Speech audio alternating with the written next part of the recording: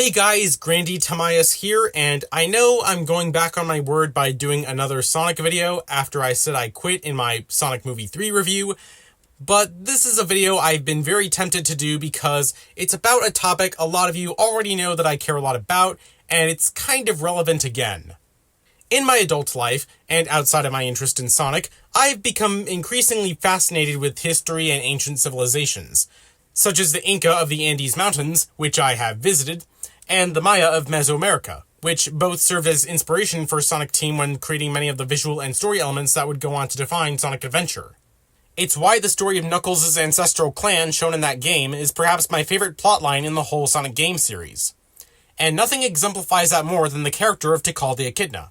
I made a video a few years ago talking about Tikal's history within the franchise, who she is, and why she's my favorite female Sonic character. I still stand by everything I said in that video, and more, even if it is a little outdated now. I had struggled with how to put this into words until recently, but Tikal and her culture just command respect. As we know from Knuckles, they have a strong sense of honor, and there's something about them that just seems so powerful despite their lack of advanced technologies. And I'm not a religious person, but I really admire their ancient traditions and beliefs, like how they feared, respected, or worshipped Chaos as a god of destruction, even though Sonic Frontiers later revealed that Chaos is a descendant of an alien race called the Ancients. Since I made that Tikal appreciation video, she's actually appeared in one way or another multiple times since. In 2022, she appeared in the flashback of the Sonic Frontiers prologue, Divergence, when Knuckles recounts how his ancestors tried to steal the Master Emerald, and that his stewardship of it is karma for that sin. As we also see in that prologue, her spirit still roams around the Master Emerald by the time of Sonic Frontiers, explaining where she went after the Station Square battle in SA1. Though not Chaos, as we still haven't canonically seen him since then, and his appearance in Sonic Forces was just an illusion by Infinite. More importantly though, Tikal's spirit is implied to lead Knuckles to Sky Sanctuary when he's looking for answers on who built the Master Emerald Shrine, which leads Knuckles to finding a portal gate built by the Ancients, getting transported to Ares Island, and getting captured by one of the Ancients' guardians. So in a way, Knuckles' involvement in Sonic Frontiers was started by Tikal. She even gets name-dropped in the game itself when Sonic and Knuckles discuss the visions they've been having. Also in 2022, Tikal got her very first piece of official merchandise in the form of a plush toy made by Great Eastern. I used to have this one. It cost me $30, but for some reason, I just wasn't satisfied enough to keep it despite my love for the character. Maybe it was because I didn't have a lot of storage options for it at the time, or that I'm just not big on plush toys as an adult.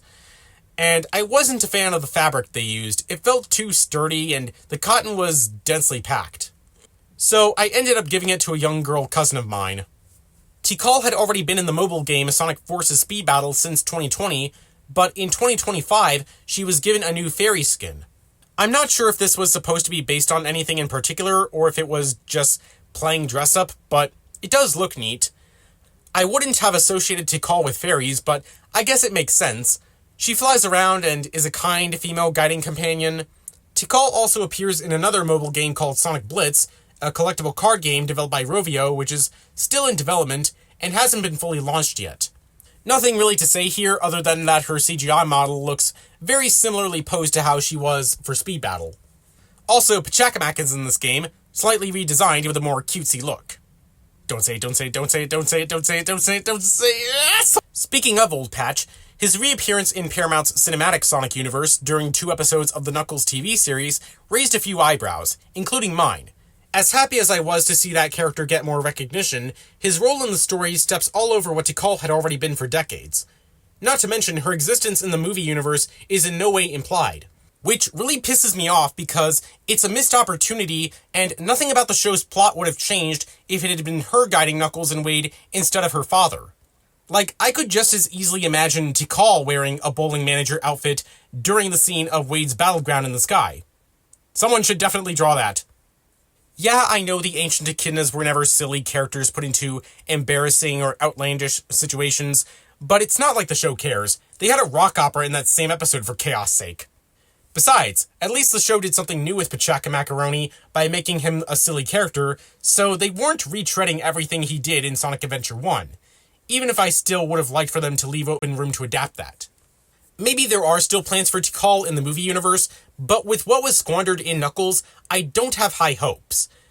God, I would love to break into Paramount and rummage through the unreleased concept art or CGI files to see if they had actually designed a movie version of Tikal, or read the internal studio memos about why she wasn't included. They had to have known. But getting back to business, and the reason I wanted to make this video, Tikal has most recently reached a huge milestone with the release of her very first articulated figure in the Jakks Pacific line of 4-inch Sonic toys. I ended up buying 2 of them, one to keep in box and one to play with, although because this figure has been so sought after by collectors, hopefully because they value the character as much as I do, she's not the easiest to find. So the first one I got I ended up paying scalper price for because I just couldn't wait and I had to have her. And for the second one, I had to call several GameStop stores in my area over a period of 2 weeks, in addition to multiple failed toy hunts at Target and Walmart, until I finally found her and had to drive to a GameStop on a far side of town, but it was so worth it. I haven't been collecting these Sonic figures consistently, but I have been buying some of them as gifts for my little brother, so I have some to compare her to. Her appearance, especially how the wrappings on her dreads are arranged, appear to be based on all modern renderings of the character instead of how they looked in Sonic Adventure. Honestly, I would have preferred a more SA1 faithful arrangement, but Tikal still looks really good, even next to characters she's never canonically met. And now that we have Tikal, Chaos, and Knuckles, I think a Pachacamac figure would look really cool alongside them. Come on, there's no way that character's off the table now for Jakks Pacific to do after the Knuckles series raised his profile. And they've already done characters like Mephiles and Jet who may not be as obscure, but definitely aren't A-listers. And if JP could do troop builder characters like the Black Arms and the Egg Pawns, which would also be cool, I'd love to see them take a crack at the Echidna Warriors too.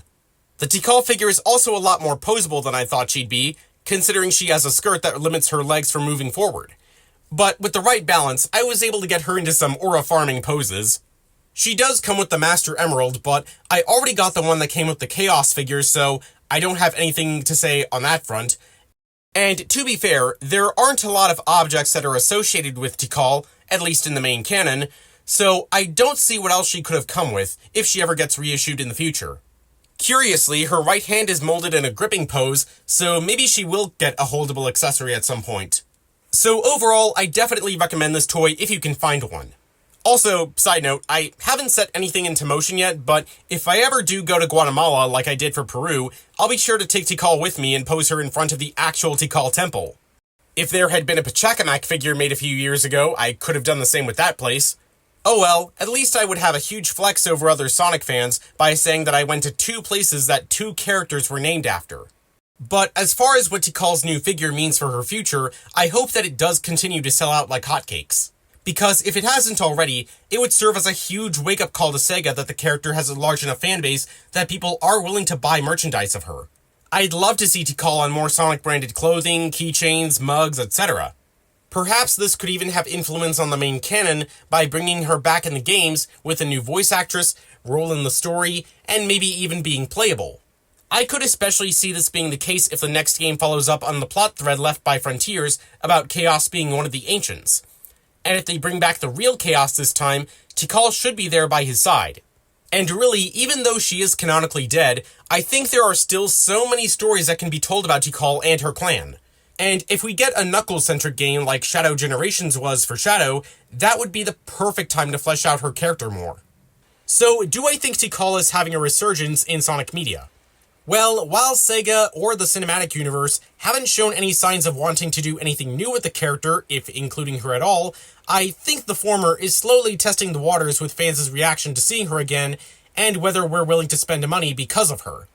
The scalper prices and complaints about her toy's rarity should tell them everything they need to know, and the fact that people are willing to pay so much for her new figure, even though her only big game appearance was over 25 years ago, and is really outdated now, let's be honest, shows that new fans are discovering her and liking her for the same reason as people like I do.